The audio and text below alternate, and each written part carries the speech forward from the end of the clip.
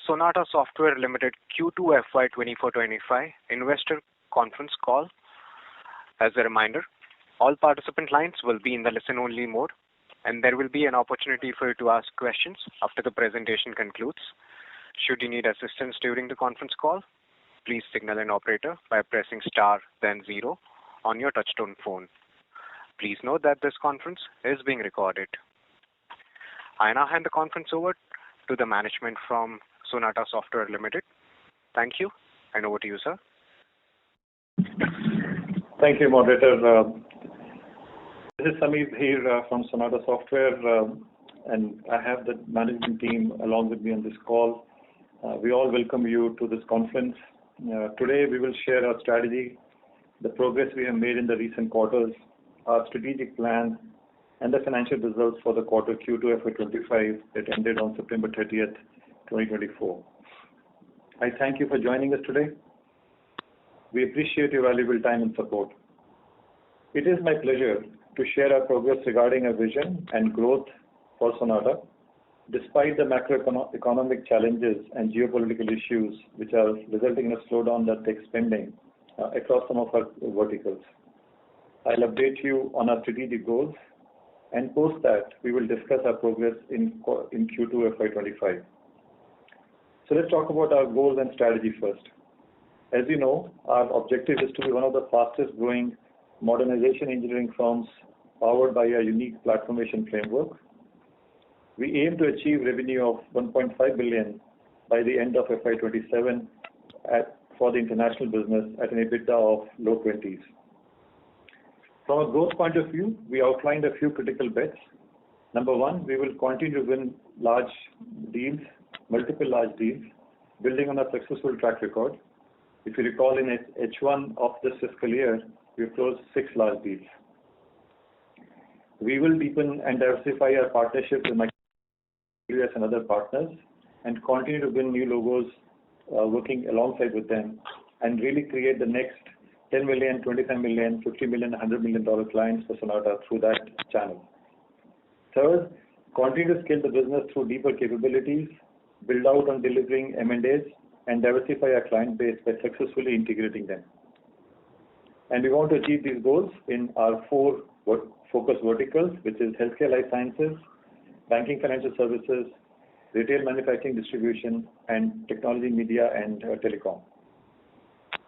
And in the 5 geographies, which are North America, UK, Europe, India, and Australia. Leveraging our differentiated lightning tools, IP, and offerings, we are steadfast in our pursuit of our 1.5 billion goal, assuring our clients of a commitment to their modernization needs.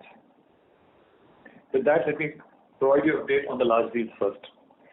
Our large deal pursuits are a significant part of our strategy, with 49% of our active pipeline dedicated to these high-value opportunities across all our verticals. 36% of our large deal pipeline are with Fortune 500 clients. I'm delighted to share 3 significant wins we had in Q2 with all of you. The first one is with one of the top financial corporations in the US. Sonata has been chosen as a strategic partner to deliver its data modernization program, including migration from Netezza to Snowflake. This is a key multi-year data and cloud modernization program for this large US bank, which is in the top 10 of the US banks. The second large deal is with a US technology giant. Sonata will enable an optimum global delivery model to deliver on AI, cloud, and data services from our global delivery centers, including in India, Mexico, and Malaysia. We are absolutely thrilled about this win. The third win is with a client who is a leader in personal facility and food safety systems. Sonata will be a strategic partner for designing, building, managing, and continuously modernizing their consumer-facing automation platform using a combination of Microsoft, Android, and iOS technologies. Apart from these 3 wins, we also had 2 strategic mid-sized deals, and I'm happy to share a summary of them. While they are mid-sized deals, but they're also net new logos for Sonata. The first one is our client in an Australia-based wholesaler. We have been awarded a multi-year data modernization program as a strategic partner. And to note, this is our largest TCV-based Microsoft Fabric win in the data transformation space to date. We're very excited about this one. And the second mid-sized deal is for a client which is a leading food service company in the US. Sonata has been awarded their multi-year ERP modernization and integration program. This is the second logo we closed in the quarter, which is also a mid-sized deal. We're excited that our differentiated capabilities are now helping us win new logos along with mid-sized deals. With that, let me provide you an update on AI, which is our strategic bet. If you recall, we had talked about the fact that 20% of our revenue will come from AI-enabled services by end of CY27. We have now 67 million of our pipeline across 110 customers and are very excited about the new wins that we have won in the quarter. Happy to share with you, we closed a very large pharma customer as a net new client using our GenAI capabilities in the course of the quarter. In addition, we exceeded our order booking AI in the quarter compared to Q1 quarter. We're enabling our clients to leverage AI in three ways. Number one, driving efficiencies for them. Number two, driving higher consumer experience and modernizing their sales platforms. And number three, driving innovative business models for them for better outreach for a larger number of consumers to increase their revenues. For one of the healthcare clients, we're harnessing the power of AI to ensure comprehensive and representative demographic coverage in clinical trials. Our clients aim to eliminate bias from the sample of people covered during clinical trials. We're using AI to ensure regulatory compliance for the customer. Our Harmony.AI infrastructure is critical to our recent deal wins and subsequent AI model implementations. By leveraging Harmony.AI across multiple clients, we enable GenAI-driven engineering scale and test acceleration. Our teams are truly at the forefront of this technology revolution. With some of the healthcare, life sciences, and banking customers, we're making significant progress in implementing GenAI using small language models for cost efficiency, which also results in fine-tuning of their cloud spend, and we're also implementing agentic AI approach in these clients. We have invested in AI cross-functional org led by Shabila Sharika to drive AI across Sonata and partner with technology, delivery, sales to accelerate our GTM efforts across our partnership, research, and continuous strategy refinement in GenAI. Approximately 83% of our engineers are now GenAI trained, which is a significant increase from 67% that we shared with you last quarter. This improvement demonstrates our unwavering commitment to upskilling and the immense potential AI has across our operations and our customer operations. With that, let me provide you an update on the scale that we're building. For our investment verticals, which are healthcare, life sciences, and banking, they now contribute 32% of our revenue, which is up from 13% 10 quarters back. Let that sink in. HLS and BFSI now contribute 32% of revenue, which was about 13% 10 quarters back. So our strategy to invest in these verticals has really paid dividends quite significantly in our growth journey. These verticals added nearly 18% of our client revenue, which did not exist 2.5 years back. We expect our invest verticals of healthcare and life sciences and banking to reach together about 250 million revenue in 3 to 5 years from now. We are very excited about the growth that we're seeing in front of us in these two verticals. The following key bits are helping us scale our offerings in the modernization stack. Number one, on the cloud and data, we have continued to progress in the cloud and data pipeline, which is now 51% of our overall pipeline. To remind you, this pipeline was about 15% of our pipeline about 2.5 years back, has now jumped to 51% of our pipeline. We're seeing an increased demand for our data-driven deals. This has now grown more than 120% over the previous year. So we had 120% increase in our order book in data-driven deals Y-on-Y. Our revenue from data modernization has grown up from 13% to 23% in the last 10 quarters. Very excited about the progress our teams are making in our growth journey from a data modernization perspective.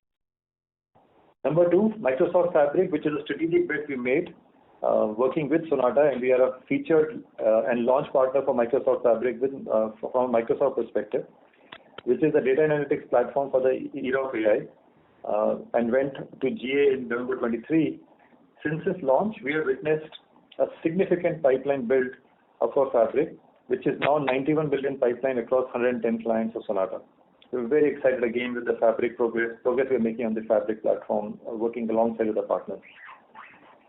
Microsoft Dynamics, which has been the core pillar of our growth for many, many years. In Q2FY25, we won one large deal with a telecom, with a high-tech customer, and one mid-sized deal with a retailer. During the quarter, we witnessed continuous modernization success, and we're now seeing green shoots in the CE space, Dynamics CE space, to take out the competing SaaS platforms and the Power Platform space to take out competing RPA platforms for our customers. We're very excited again on our growth in Dynamics, CE, and Power Platform combined.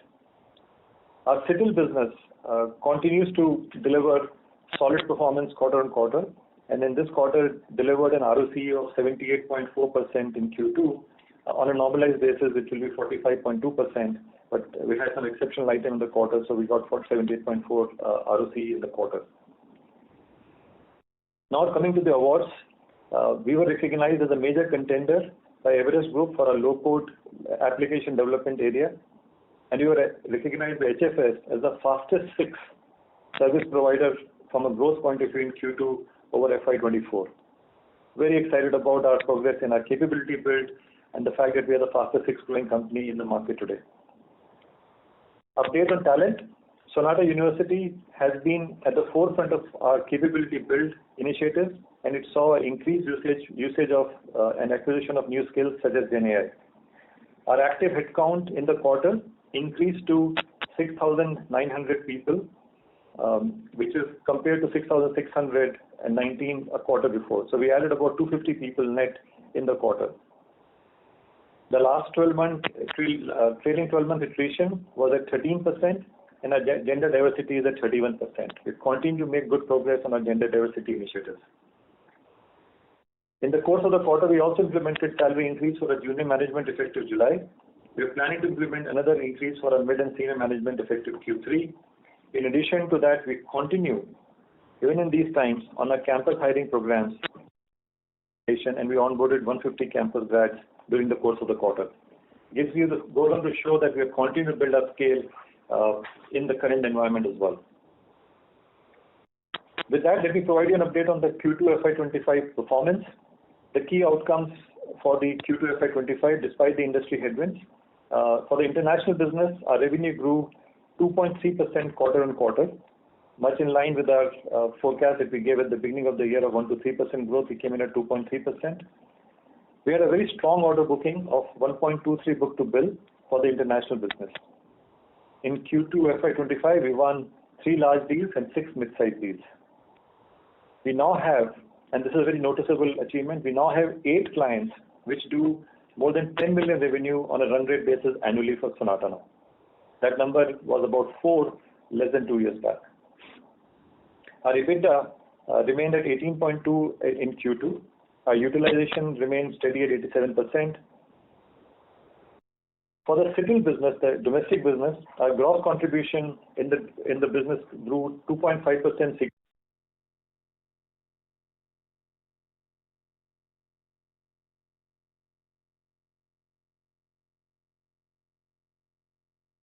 Ladies and gentlemen, the line for the management has been disconnected. Please stay connected while we reconnect the management back.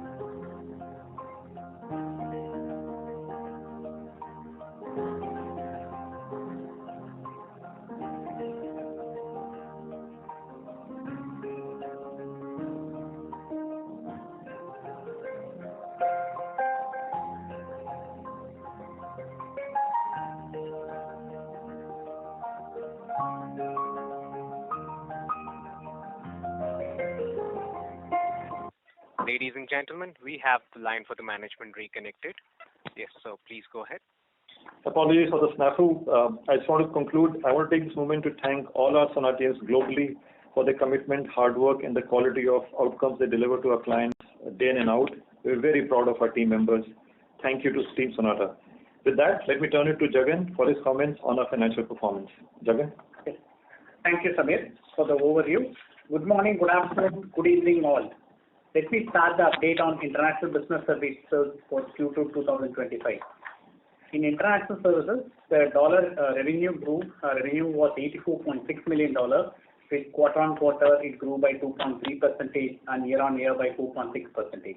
In rupee terms, the revenue stood at 7.9 crores, which was 2.9% quarter-on-quarter growth and year-on-year 5.7%. In constant currency terms, revenue grew by 1.5% quarter-on-quarter and 3.7% year-on-year. Now the comment about the profitability in international business. The EBITDA before forex and other income stood at 18.2% against 18.7% in Q1 2025. The major reason for this was the salary increase given during this quarter had impact by about 1.1%. However, we were able to compensate that through the savings in operational improvement and also SG&A leverage what we got during this quarter. Hence, our EBITDA came back dropped only by 50 bps in this quarter. The PAT for international business stands at 62.2 crores. It had a 4.4% degrowth and quarter-on-quarter from the last quarter. The growth driven by the main top clients there, Microsoft, Wellpath, and Quant customers. And international services, the Q2 ROC stood at 20.3%. Q1 was 18%, and Q2 RONW stood at 23.5% compared to 21.6% quarter. Now the update about the domestic business. Gross contribution in Q2 stands at 70.2 crores, grew by 2.5% quarter-on-quarter, 12.4% year-on-year. PAT for domestic business in Q2 was 44.3 crores, grew by 9.5% quarter-on-quarter and 9.5% year-on-year. The DSO for domestic business stood at 35 days, same as last quarter. The ROC in domestic business is 45.2% compared to 44.6% last quarter. The reported ROC was much higher due to one-time changes impact that happened during this quarter. The DSO of the international business continued to stand at 45 days. Comment about the consolidated business. PAT for consolidated business stood at 106.5 crores, growth of 0.8% quarter-on-quarter and 14.3% degrew by year-on-year. The consolidated EPS for the quarter stood at 3.84 per share compared to 3.81 per share last quarter. At console level, quarter 225, ROC stood at 24.7% and RONW stood at 28.4%. Now the comment about the cash flow. This quarter, there were major movements on the cash payout. The first one was earnout paid to Quant. The second payment to Quant in this after the acquisition. This was about 116 crores was paid on this. Encore, we paid the third year and final earnout payment of 59.4 crores. We have also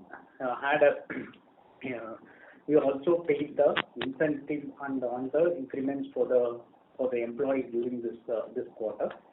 We paid the loan to the extent of 48.9 crores during this quarter. We also had the final dividend payout for the shareholders in this quarter. The benefit for us was we had a decent amount of IT refund coming for us, which against the old assessment what was pending for us. Moving to some important operating metrics. The total headcount moved from 6,619 in quarter 1 to 6,908 in quarter 2. Net headcount addition of 289. Utilization of Q2 stood at 87% compared to same level of Q1 25. We have added 8 new customers in Q2. top 10 clients contributed revenue share of 63% compared to 50% last quarter. Number of clients more than 3 million run rate in Q2 is 22 customers compared to 21 last quarter. The vertical mix for Q2 is as follows. TMT is 32%, retail manufacturer is 31%, HLS is 10%, BFS is 22%, and emerging is 5%. Revenue by top go-to-market was data became 23%, dynamics is 23%, and cloud is 41%. The Q2 order booking stood at 104 million, which is 1.2x of the international services revenue. This is book to bill. Our international services continue to have a good cash collection of about $86.7 million in this quarter. In summary, we continue to remain optimistic about the long-term growth prospects, and thank you all for attending this call. With this, I hand over the call to the moderator for question and answer. Thank you very much. We will now begin the question and answer session. Anyone who wishes to ask a question may press star and one on their touchtone phone. If you wish to remove yourself from the question queue, you may press star and two. Participants are requested to use handsets while asking a question. Ladies and gentlemen, we will wait for a moment while the question queue assembles.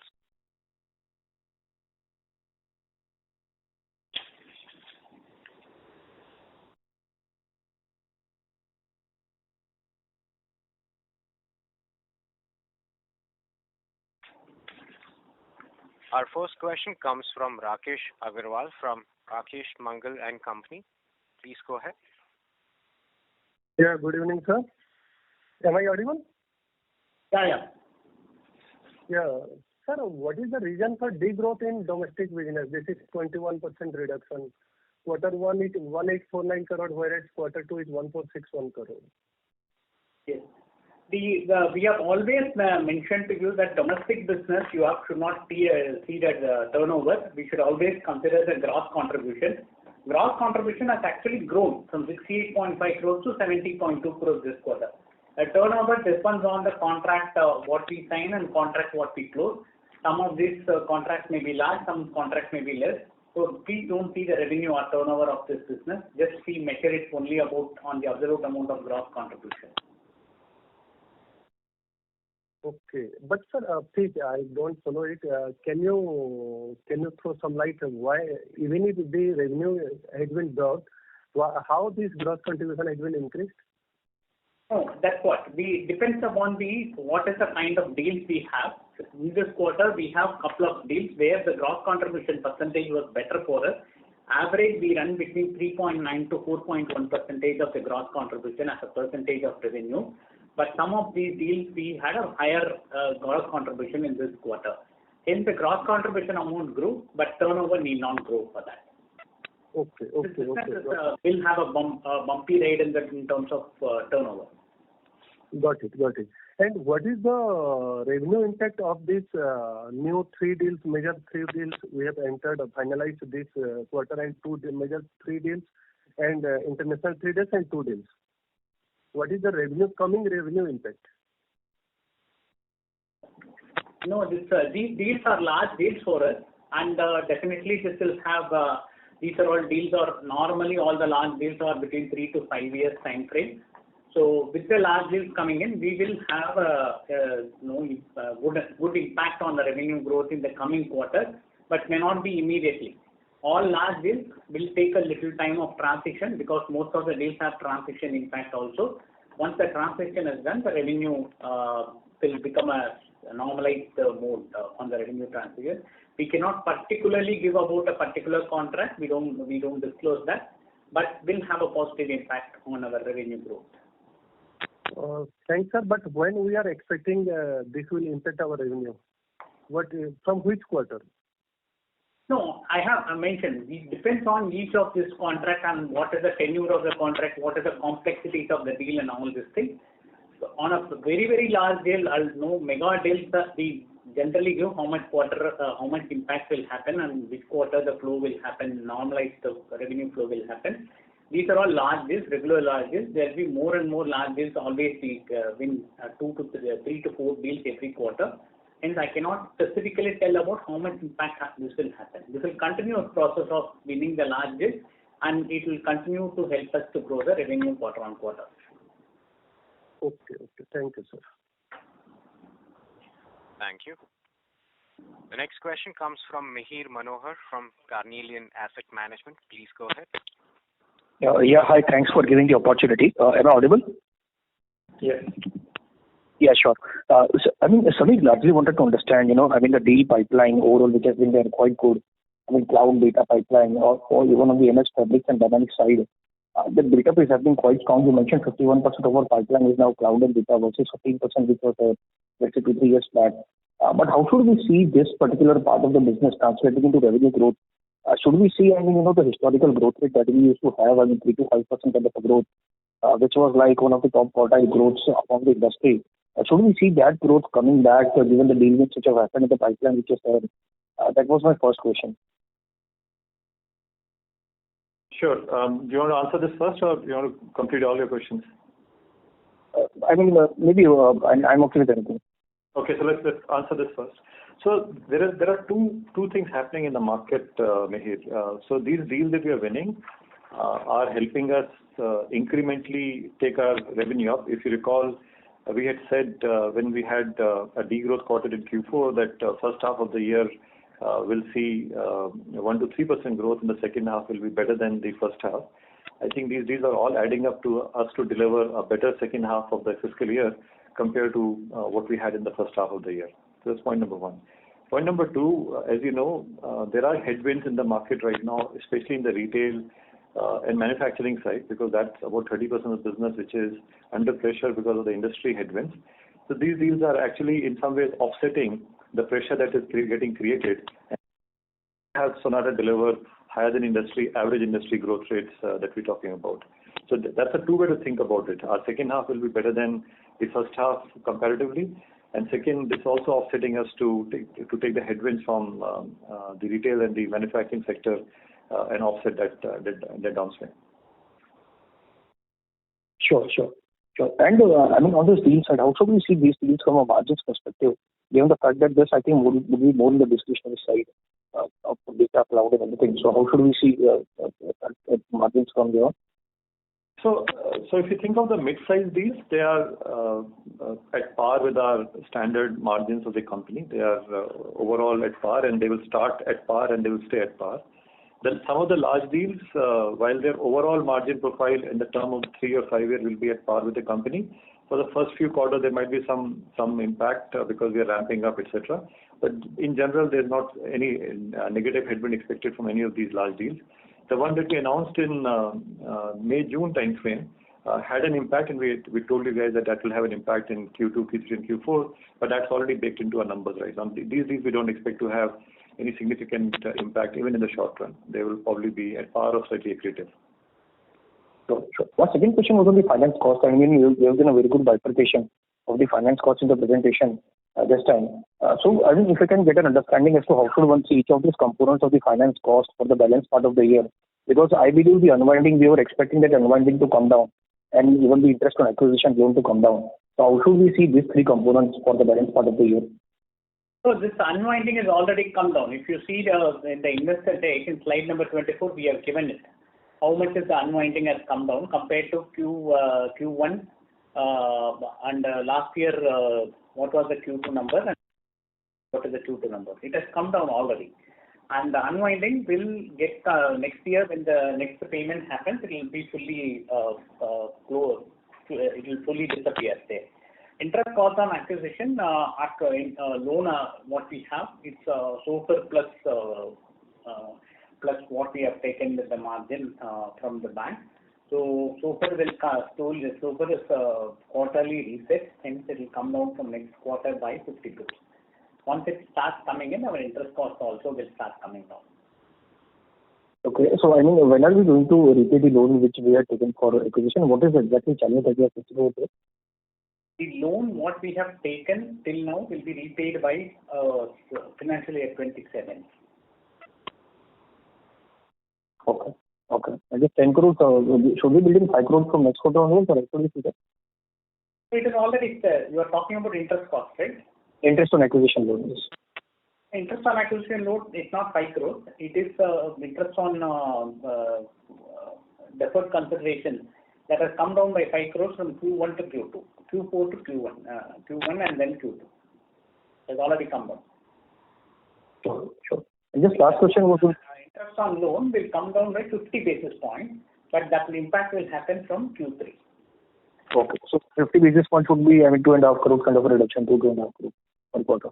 50 basis points on the loan amount. Loan amount was 75 million. We are repaying that. Now whatever was outstanding on that interest cost will come down. It will not have a 50 basis point impact on profitability. I'm talking about interest rate. SOFR plus margin, that the SOFR is coming down by 50 basis. Understood. Sure. And just my last question was on the quarterly variation. I understand that we are a small company when we see the international business. But however, the quarterly variation for us across verticals, across segments, like say TMT or retail for that matter, is quite stark when we compare that to others. BFSI 15% growth last quarter, this quarter 40% growth. So why there is such a stark variation which is there for us versus big data? So let me take that, Mihir. I think it's really a function of the deals that we are pursuing. See, on a small base, we close 2 mid or large deals. We see a very strong percentage jump. And that's what is really happening. And I think that's part of the strategy we're building out because we want to build scale in these. But if you look at a slightly longer duration, Mihir, which is what I shared earlier, our healthcare and banking business together were about 13% of our business 10 quarters back. They're about 32% of our business now. So over the last 10 quarters, as Sonata has grown, these businesses have grown faster than the rest of the Sonata, which just gives you the sense of how this business is looking like for us. That's why we're excited. And it was part of the strategy to diversify the business because retail manufacturing was about 30-35% of the business, and that's pretty much flatlined for last 4 quarters. This is actually helping us offset that. But on a secular basis, we think this business will continue to grow faster than the rest of Sonata. Sure. And just one last follow-up. You mentioned second half to be better than first half. Given the deal wins which are there, should we expect second half to be substantially better than first half? Well, it's a relative word, substantial, but we do expect second half to be better than first half. Look, let's not forget that we still have some headwinds in the business because of retail manufacturing, but I think it will be better than the first half. How better we'll report back when we come to the next quarter here. Sure, yeah, that's it from my side. Thank you very much. Thank you. The next question comes from Dheeraj Dave from Samvad Financial Services LLP. Please go ahead. Yeah, am I clear? Can you hear me? Yes. Yeah. So, one question, basically, I am a retail investor for almost like 8 years with Sonata Software. And this is the first time when company is doing everything good, at least cash flow wise, equation wise. We have paid something which is incentive toward the companies which we acquired. We have paid to employees, but we find there is no dividend declaration. Is there any change in policy? Yeah. A change in policy as such, but the board have decided to evaluate the dividend payment in the coming quarters. Sir. The reason is because of our loan repayment and many other reasons are there. But the board is going to keep evaluate in the coming quarters. Isn't it sound something which is kind of when we were looking at acquisition funded by debt and we are paying incentive and we are paying increment when acquisition rate is 13% to employees, which is fine. We are manpower company, we should pay. No denial to that part. We have liquidity and we are paying dividend. In fact, from the turnaround time, we have started paying 2 quarterly dividend. Today we are in great shape and we are still deliberating. So are you looking at acquisition or something that you need to hold back the cash reserve? Otherwise, it's not making sense. No, this is why change the policy? In fact, there was no communication. If you check discussion sometime back, whatever last 5-6 quarterly discussion, I categorically asked there is any change in dividend payout policy. And it was said no, it won't increase because we have done acquisition, but it will be maintained. And basically, see, what happens is this gives discomfort to the investor community because we are used to certain kind of pattern with the company. And if you are changing that and without any communication, it's not fair, right? Sir, this is not a change in the policy and the capital. Yeah, there is no change. But the point is that you are doing backdated. See, you are paying every 6 months, and that was kind of you are CFO. Since how long Sonata been paying 6 monthly dividend? It's almost 5-6 years.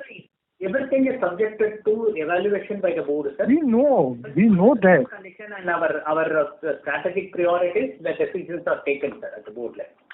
This is not. Yeah, but you please pass on the feedback that investors have concerns.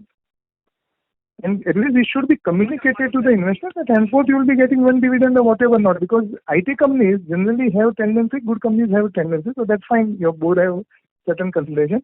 Second part is I fail to understand that we did acquisition. We are paying incentive to acquisition company. We have IT refund which is giving us a 10 crore of extra dollar income in the other income in the kind of thing which was not there in last quarter. And despite that, we find IT revenues, means all this revenue growth and all that is coming. Why there is no cash flow or cash growth? In fact, you see the condition of company, we have 700 crore cash and marketable equivalent, which is reduced to 500 crore. So why that is happening? See, the growth is fine to talk about all these big numbers. Why you are not saying that we will be paying X amount of dividend or we will have a free cash flow target? Why to look at growth? If growth is not at remunerative, in fact, if you look at the 10 quarters results, the dividend has been paid, has been remained same for last 10 quarters. If it was 7.5 rupees or something, it has remained that only. So all this growth, while it makes sense for all the stakeholders, as a financial investor, it doesn't make sense for me. Which is fine. We have to look at long-term growth. I appreciate all that thing. But at the same time, you need to balance all stakeholders with growth and cash flow distribution of free cash flow need to talk into consideration. We can't have in isolation, okay, we'll grow 1.5 billion. What's the point? Your margins are coming under pressure. If you look at IT service business or international market, even that is the reason given by Samir that we have got 30% retail and manufacturing which has a headwind, but you got BFSI which has increased by 6% and healthcare also increased by that. So basically what it means is that we have taken a lower margin business. Or we have some one-time cost in building up for this scale. So if that is the case, please explain us what is the kind of one-time cost about the new deals which will help us over a period of time. Because that will help us elaborating. Because for last 4 quarters, we have been constantly getting that things will improve, but we don't find any kind of results. Yes, sir. We take your feedback. We have explained to you about the margin in the large deal that 3 to 4 quarters impact will be there because we are doing an investment and we have also done a rebadging of people on site.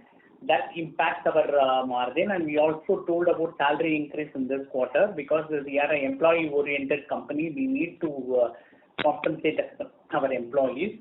So considering these two, we told about the impact on margin till Q4 of this year. Secondly, when the acquisition happens, we disclose what is the total acquisition price and what is the amount we have to pay, and based on what is the performance, we have also given a clear clarity last December when they exceeded the performance against the earn-out condition. We have given all the details of that. We are giving breakup of all these payouts in our investor deck every quarter. We have taken your input, sir. Thanks for your input. We will definitely discuss, take it up and discuss internally, sir. Thank you. The next question comes from Amit Chandra from HDFC Securities. Please go ahead. Yes, sir. Thanks for the opportunity.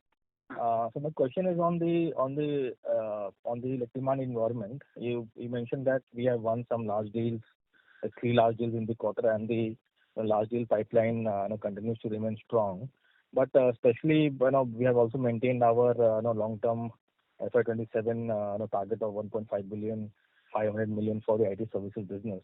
But that actually assumes a significant acceleration in our revenue growth from what we have been doing in the last 2-3 quarters.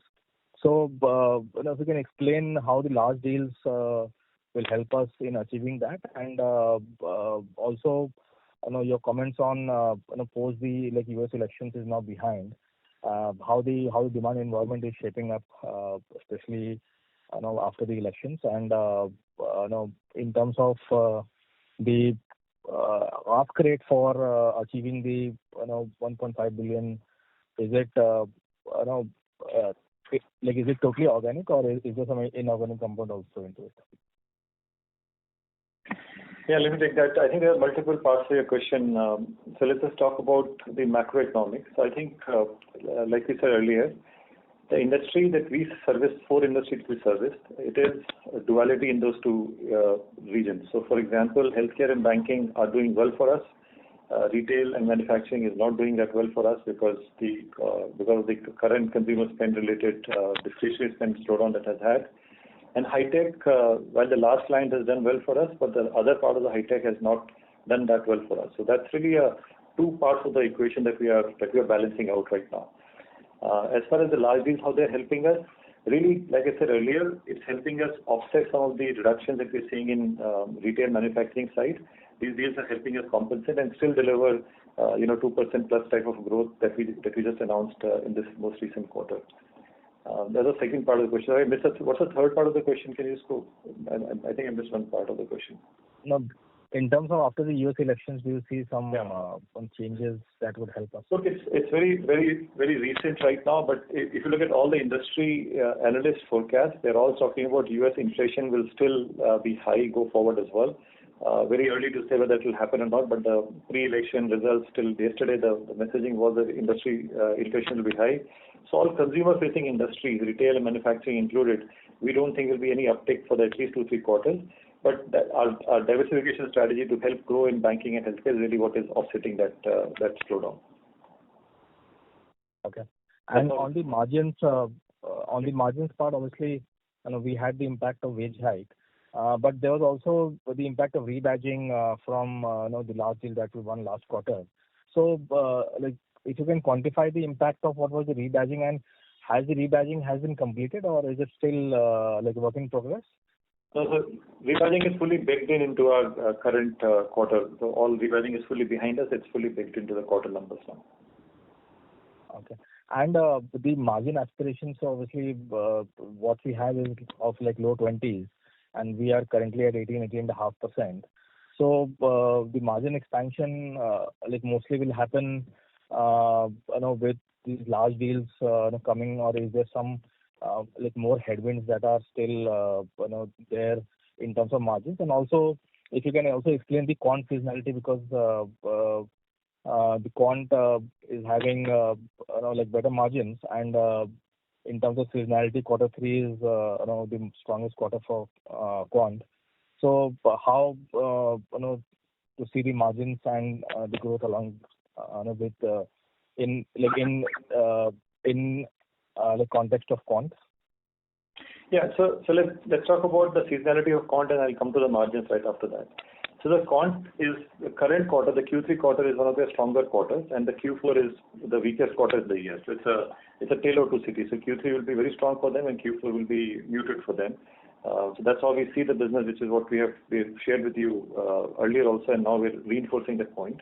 So we're not worried about the current quarter, but we do expect Q4 will be soft, but they will come back on track in Q1 again, which is our April-June quarter.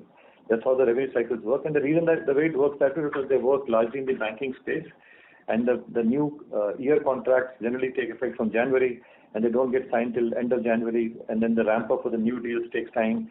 So really the full quarter impact comes in April timeframe. That's how the quant business cycle works. I hope that answers the one part of the question. Second part of the question, from about 18.5 or so of our EBITDA to getting to 20%, I think there are 2 levels at play, and we talked about it earlier also. So we expect close to about 0.5% to slightly more come back as we get over the large deal hump that we have invested in for the next 2 quarters. I think Gagan talked about it earlier.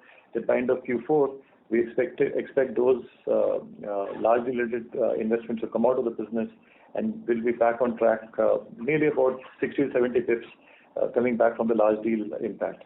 And the second, the wage hike we have done has a cumulative effect of about 1%, 1.1%, somewhere in the zone, and that takes us typically about 2 quarters to recover that. So by end of quarter 4, early quarter 1, we should be able to get to our aspiration number that we have always talked to you guys about. Okay. No, so, no, like just to understand, obviously when we acquired Quant, it was a very high margin business. And, after we have seen very strong growth coming from Quant, and most of the deals that we are winning is Quant-led. So, like despite that, the margins have come off like significantly from say 22% to 18%. So, is it fair to assume that the core margins, which was ex-Quant, has actually come down like quite substantially? So let me just qualify some of the statements you made. So while Quant has been a significant growth driver, the deals that we announced even today, they are not all of them are Quant. In fact, a vast majority of them are not Quant related. So the retail deal we just talked about, the fabric deal we just talked about, the high-tech deal we talked about, they're all in the organic business. Just to clarify that point first. Having said that, in the base business, the organic Sonata business, largely the wins are happening in the healthcare life sciences and the high-tech space. We have not seen any big wins in the retail space after the mega deal we announced maybe a year and a half back. So that's on that point. On the margin side, if you go back, we had a EBITDA of about 22%. We diluted the EBITDA by about 2 to 3%, and we had shared with you guys because we want to invest in the newer capabilities. And what are these newer capabilities? We invested in fabric, we invested in AI, we invested in leadership in sales across the geographies. We invested in newer areas within Microsoft stack, vis-a-vis Power Platform, and within Dynamics also in the CE side. So we made some strategic bets to invest in these areas because the F&O space was working well for us, but we wanted to open up new doors from a growth investment perspective. So part of the 22% to dilution of 20% was a very planned dilution. The other 2% that we diluted was because of a large deal, which we expect fully to recover by Q4 and Q1 timeframe. Okay, sir. Thank you, and all the best for the coming quarters. Thank you. Thank you. Ladies and gentlemen, in order to ensure that the management is able to address questions from all the participants in the conference, please restrict your questions to 2 per participant. If you have follow-up questions, you can rejoin the queue. The next question comes from Suraj Malu from Catamaran. Please go ahead. Hello, sir. Sir, I just want to clarify one thing. Like, since there's a seasonality from Quant side, so the ideal way to look at the business is YOY, right? Because for example, if I look at the revenue from top 10 clients, it has grown 29% QQ, but YOY it is 8%. So just want to confirm the right way to look at it. Yeah, no, I think your point is absolutely right, Suraj. The way to look at the business is YOY basis, not only Quant, even for Sonata also. But right. I think on the top 10 clients, Suraj, keep in mind that the top 10 clients that we had last year are not the same this year. We have had new additions in that mix. So we added new customers in that mix, and some of the older clients of Sonata are no longer in the top 10 because they have fallen off the run rate basis. If you recall, sometime back I just shared with you that about 8 customers are more than 10 million in Sonata now on a run rate basis. So our mix of top 10 is changing. So the Y-on-Y is not a like-to-like comparison to what you are seeing Y-on-Y basis, not an apple-to-apple comparison because the base clients are different now. Got it. And one thing, just wanted to understand on the sharp increase in employee expense, like because for the past 2 quarters, if you look like it has jumped like 10-11% QOQ. So I just want to understand the split, like how much is due to wage hike and like what is the reason for such high jump? So I have explained to you the wage hike has impacted about 1.1% of the EBITDA level for us this quarter. Got it. And like if you can explain like why is that in the absolute terms the increase in employee expense? No, the absolute number is difficult to share details on this. This is confidential numbers now, Suraj. But what happened is it had a 1.1% EBITDA level for us. Normally, the total increase with with junior management, mid management, and senior management will be 1.6 to 1.75% every year. This year, we have done only junior management now, hence it is 1.1% of the EBITDA. And the balance impact will be in the next quarter, as you had mentioned. Yeah, balance impact will be in the next quarter, exactly. Okay. Thank you, sir. Yeah. Thank you. The next question comes from Chirag Kacharia from Ashika Institutional Equities. Please go ahead. I have a couple of questions. Hope I'm audible to you. In second half, you mentioned you are expecting it to be better than H1. So which vertical you think to drive better performance in comparison to H1? And second, what furlough impact you are expecting in third quarter? Yeah. Yeah, I'll take the first part, Jagan will take the second part. On the vertical side, we are expecting, continue to expect our healthcare business will grow.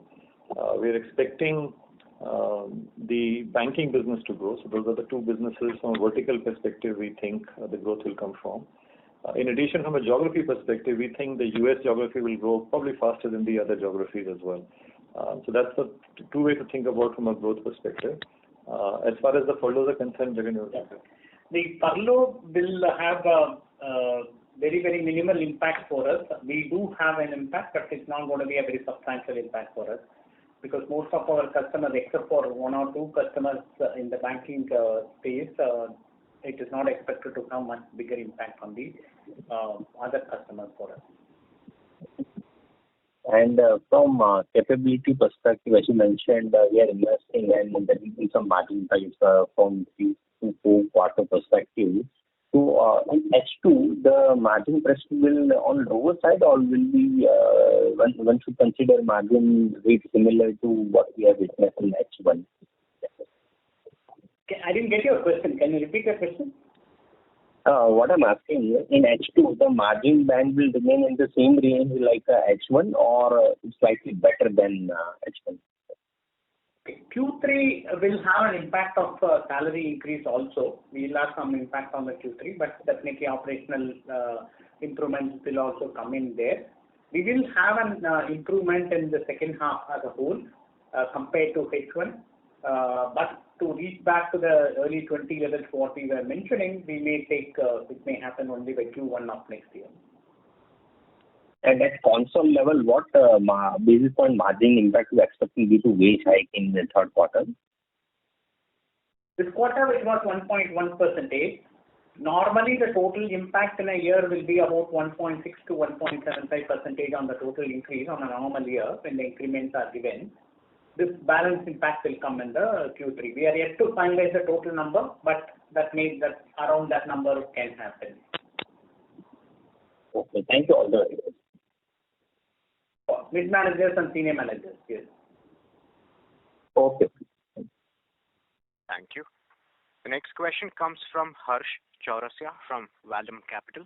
Please go ahead. Hello, am I audible? Yes. Thank you for giving me this opportunity. So, sir, I have 2-3 questions.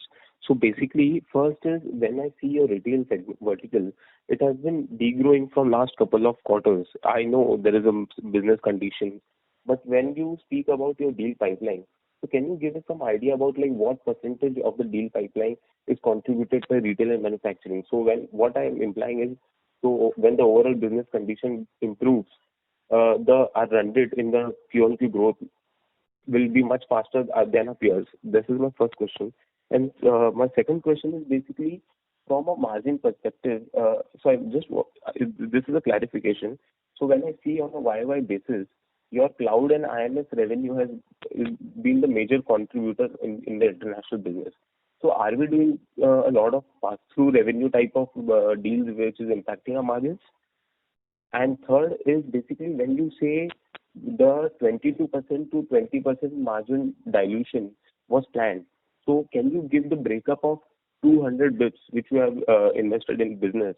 So like what have we done investment on the large deal side and on the geographical expansion side from that perspective? Sure, multiple parts to the question. So on the retail large deals, they are pretty much in line with other verticals, Harsh. However, the difference in retail and other verticals is that we are seeing closures in other verticals. We are not seeing the closures come through in the retail vertical and manufacturing vertical. The clients are delaying the decisions, the cycles are longer, our ability to close is limited, not because of our capabilities, it's just because of where the business cycles are with customers. They're delaying every quarter, the next quarter, the discretionary spend side of the equation. So from a pipeline perspective, do we have the same pipeline as other verticals? The answer is yes from a large deal point of view. But are we seeing closure? The answer is no. Okay, that's the first part of the question. The second part of the question, where we have grown in the cloud, I think it's largely on the data on cloud. These are not pass-through deals. These are all data-enabled deals through the cloud platform, which are hybrid deals, which have some component of cloud and some component of data inside it. But these are not pass-through deals by any measure. They are not the impact from a dilution perspective. The only dilution we have in the business from a gross margin perspective is because of the large deal we already shared with you guys. That will continue for 2-3 quarters, and then will get normalized again. And the third point of your question about from 22 to 20%, that investment was baked in. If you recall, even 2 years back, we shared with you. It's largely in the capability side of the company because we're trying to create new capabilities of GenAI, Fabric, newer sales team members in some of the geographies that we invested in, especially in Europe, especially in the banking and healthcare vertical, especially in the newer areas that we outlined to you as part of our strategy. So that's where the investments of 2% has gone in from 22 to 20%, which is our target end state we want to get to from a margin point of view. Got it, sir. Thanks. Thank you very much. Thank you. The next question comes from Prolin Bharat Nandu from Edelweiss Public Calls. Please go ahead. Yeah, hi, team. Thank you for giving me this opportunity. Couple of questions, and let me start with where the previous question ended on this 200 bits investment that we had done 2 years back. Now, if I see we have already won a mid-size or, not a large deal, but a decent-sized deal in a data fabric as well. And AI is something that we have been investing in. We have been winning deals in BFSI domain as well. So when do you think that this 200 bits of investment we will recover? I mean, would it be 26 or when do you think this, we can plow back some of the margin, some of the investment that we have made? This is Jagan here. So this investment will continue for 2 to 3 years, another at least 3 years time. The reason is because we have to bring in a scale for continuing the growth that can come in for the business. Secondly, there is a big technology changes and big opportunities that are unfolding in front of us. Unless we invest and bring the scale to this, we may not be able to capture the opportunity for growth that is in the market that can emerge in the market in the coming future. So we have to continue to invest this 2% and take at least for 3 years, we may not be able to recover this. Sure. Jagan, you mentioned on this technology change, right? So what we have typically seen is that, whenever technology changes happen, it happened at DevOps, at that time. Whenever the implementation happened or whenever the benefits of that technology change percolated down to IT services company, it become more of a commodity, right? Everybody started doing it. And right now also the same thing is happening. Everybody's talking about AI, right, in some sense. And investments there and deal wins also happening. So do you think that this AI, and we talk about Harmony, we talk about our very, very esteemed partnership with Microsoft, do you think that will give us an advantage and going forward when it comes to the GenAI service part of the GenAI thing, would it accrue to only a few players or all the service players will benefit? And there, how do we differentiate ourselves versus the rest of the pack? So let me take that. I think, look, for every time there's a technology change that has happened in the market, there are 2-3 companies which gain disproportionate. If you go back 15 years back, you can see when the digital came, few companies came from behind and took the marketplace. Of course, everybody got a part of it, but some companies benefited more from this than the others. And what we are trying to do in the modernization space is exactly that. We're trying to capitalize that investment. It largely will depend upon how well we execute as a team in the company. From the excitement perspective and the opportunity perspective, it is in fact absolutely there, but we have to execute well. We made the investment, we're executing to our strategy, and some of these journeys are not very linear. So some quarters will be better than the others, some years will be better than the others, some years will be worse than the others. We are building a long-term business, And we believe what our teams are doing is really the right thing to do from building a long-term viable business out. And as you know, Sonata has missed many waves of growth, and we really want to make sure that the AI wave that is in front of us, we capitalize on that as we move forward. Sure. Thank you. Just one last point. So just to conclude, right, I mean, our top quartile growth is something that we want to come back to in a second half of FY25, and the margins that we were, let's say, before the start of this year, 20-odd% is something that we aspire to reach in Q1 FY26. Is that a fair conclusion on growth and margin? Let me just qualify a little bit. I think we will have a better second half than the first half. We will not end up in the top quartile just in the second half. It might be H1 of next fiscal year, but time will tell how we deliver to that. But that's how our current calibration. But second half will be better than first half for sure from a growth perspective. As far as the margin is concerned, Jagan said by end of Q4 or Q1 timeframe, we do expect to be 20% EBITDA company. Great. Thanks a lot, Samir, and all the very best. Thank you. Thank you. As there are no further questions from the participants, I now hand the conference over to the management for closing comments. Well, thank you for all of you for joining us today and listening to the prepared comments from the management team and for your questions. We just thank you for your continuous support and cooperation with Team Sonata, and we take this opportunity to thank all the Sonatians globally for their untiring efforts to scale the company. Thank you all. Thank you. On behalf of Sonata Software Limited, that concludes this conference.